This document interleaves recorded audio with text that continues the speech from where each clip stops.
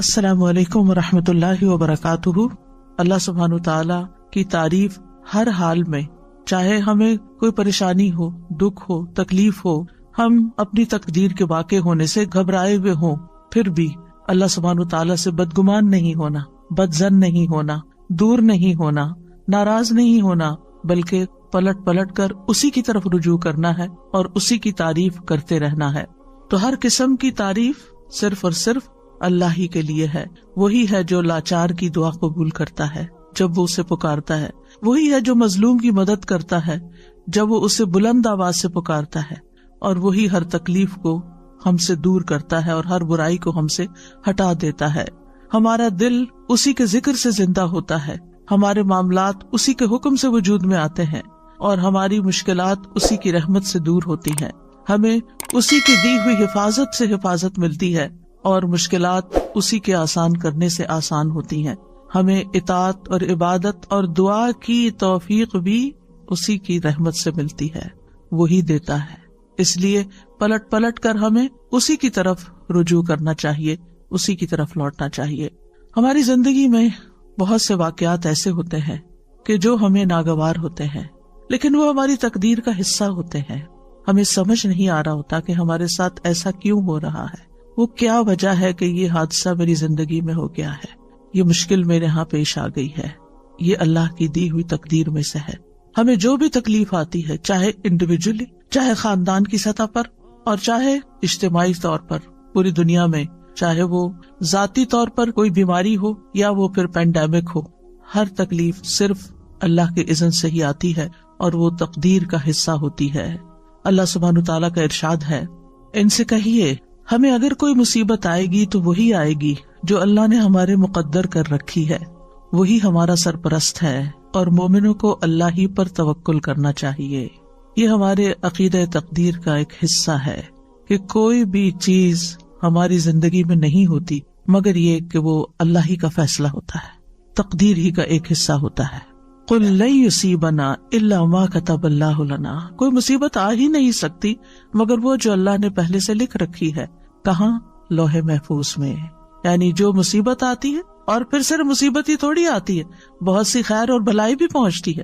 تو قُلْ لَن يُصِيبَنَا میں صرف مصائب نہیں ہے، اس میں نعمتیں بھی ہیں۔ جو نعمتیں اور راحتیں آتی ہیں ہماری زندگی میں، وہ سب تقدیر الہی کا حصہ ہیں۔ جب انسان کو یہ معلوم ہوتا ہے کہ اللہ کی طرف سے جو تقدیر میں لکھا ہے وہ ہر صورت میں پورا ہونا ہے، تو انسان کے لیے مصیبت برداشت کرنا آسان ہو جاتا ہے۔ یہ چیز اس کے حوصلے میں اضافہ کر دیتی ہے کہ اللہ سبحانہ تعالیٰ اپنے بندوں پر ظلم کرنے والا نہیں۔ ہوا مولانا، وہ تو ہمارا مولا ہے، ہمارا مالک ہے، ہمارا محافظ ہے، ہمارا مددگار ہے، اور پھر اس کے مولا ہونے کا تقاضا یہ ہے کہ وہ ہمارے دینی اور دنیاوی تمام معاملات میں ہماری سرپرستی کرے، اور ہمارے لیے اس کے بندے ہونے میں کیا لازم ہے کہ ہم اس کی قضاء و قدر پر راضی رہیں۔ جو فیصلے وہ ہمارے بارے میں کرے ہم اس پر اعتماد کریں کہ وہ ظلم کرنے والا نہیں ہے۔ اس نے جو بھی فیصلہ کیا، جو نعمت دی یا جو تکلیف اس کی طرف سے آئی، یہ سب اسی کا فیصلہ ہے، ہمارے اختیار میں یہ نہیں ہے۔ یہ اللہ سبحانہ تعالیٰ کی مرضی سے آئی ہے، اور ہمارا اس پر یقین ہے کہ وہ اپنے بندوں پر کوئی ظلم نہیں کرتا۔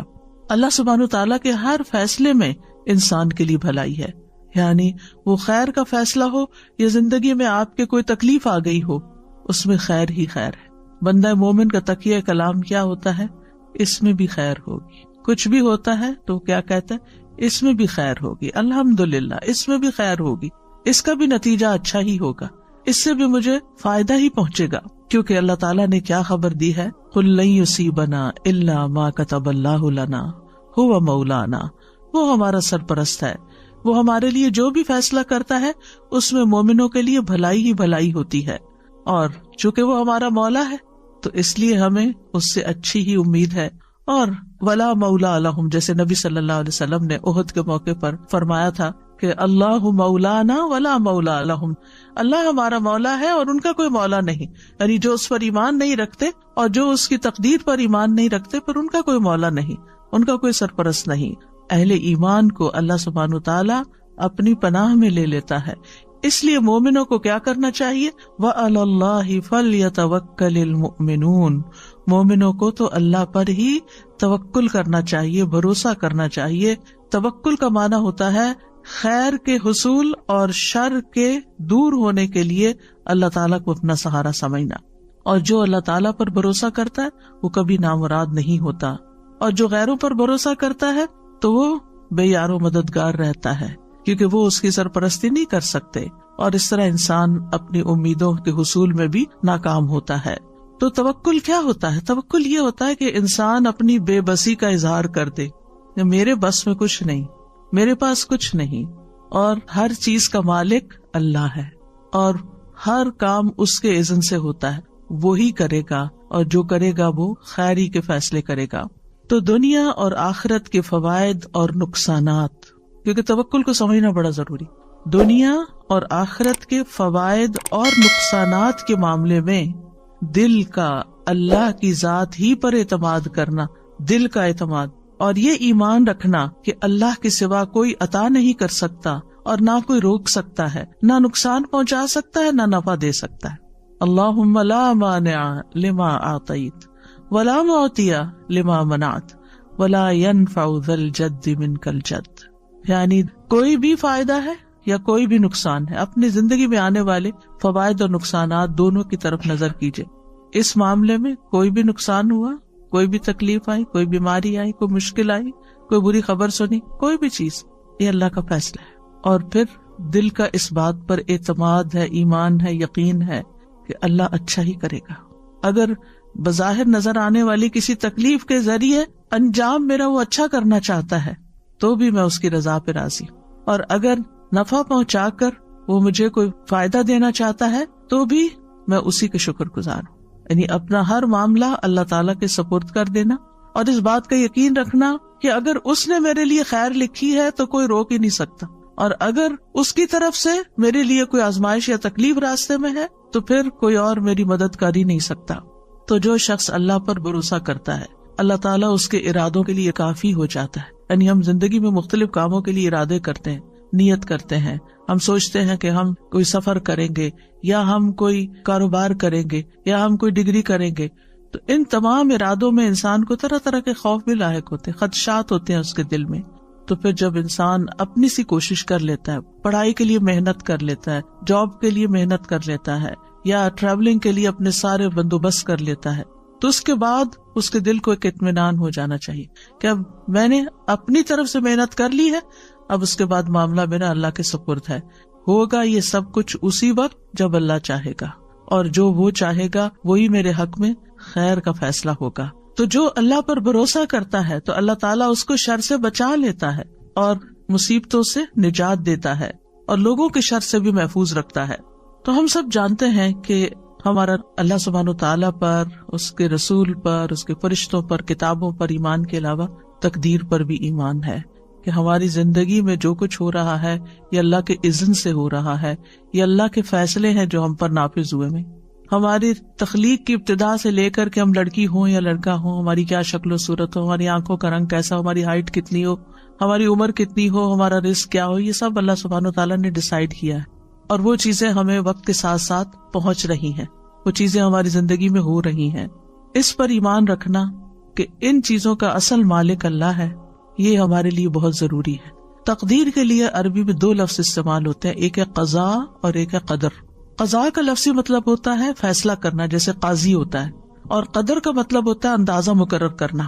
تو قدر وہ تقدیر ہے جو اللہ سبحانہ تعالیٰ نے اپنی مخلوقات کے معاملے میں اپنے علم کے مطابق مقرر کر دی ہے، اور قضاء وہ فیصلہ ہے جو اللہ نے اپنی مخلوقات کے معاملے میں کیا ہے، اور اس کو حقیقت واقع میں وجود بخشا ہے، یعنی اس کو وجود بھی دیا ہے۔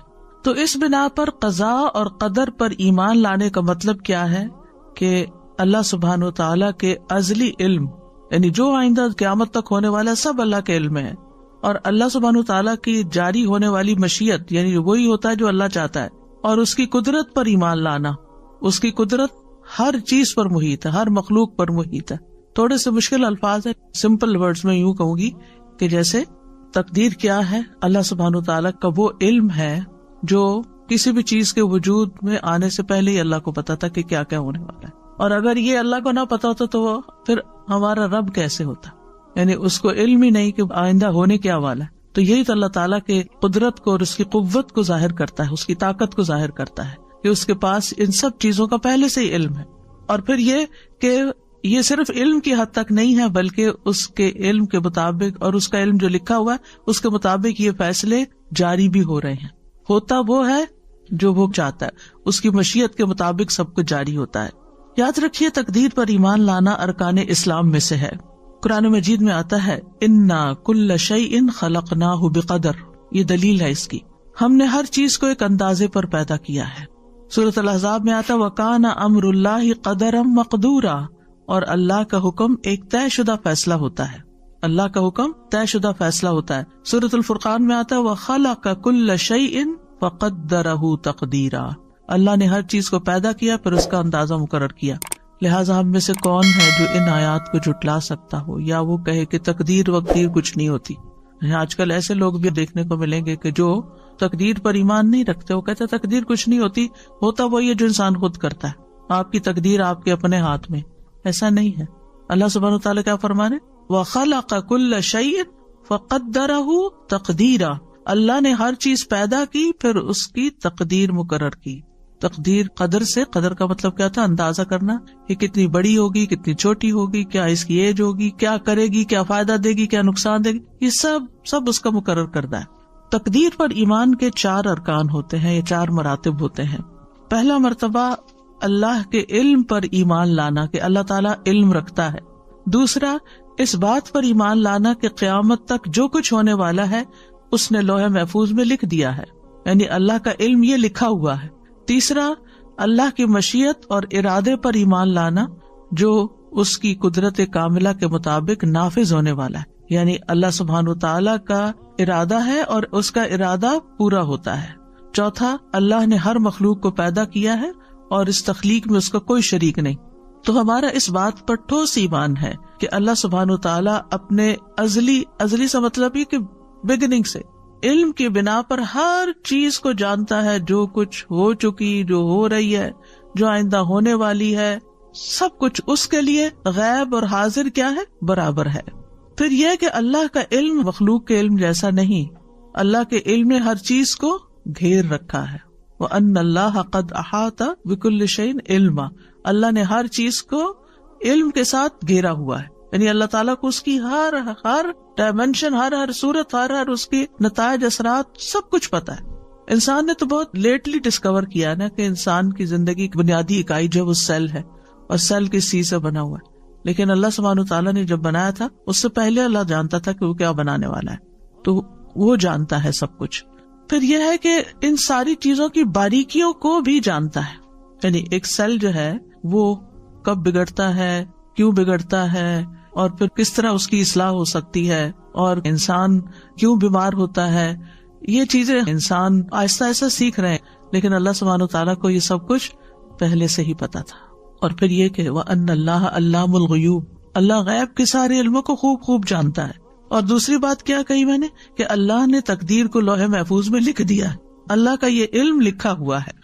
اور انسان ہو، جنات ہو، حیوانات ہو، جمادات ہو، ستارے ہو، سیارے ہو، زمین کی مخلوقات ہو، آسمانوں کی مخلوقات ہو، سب کے بارے میں نہ صرف یہ کہ وہ جانتا ہے بلکہ ان سب کی تقدیر اس نے لوح محفوظ میں لکھی ہوئی ہے.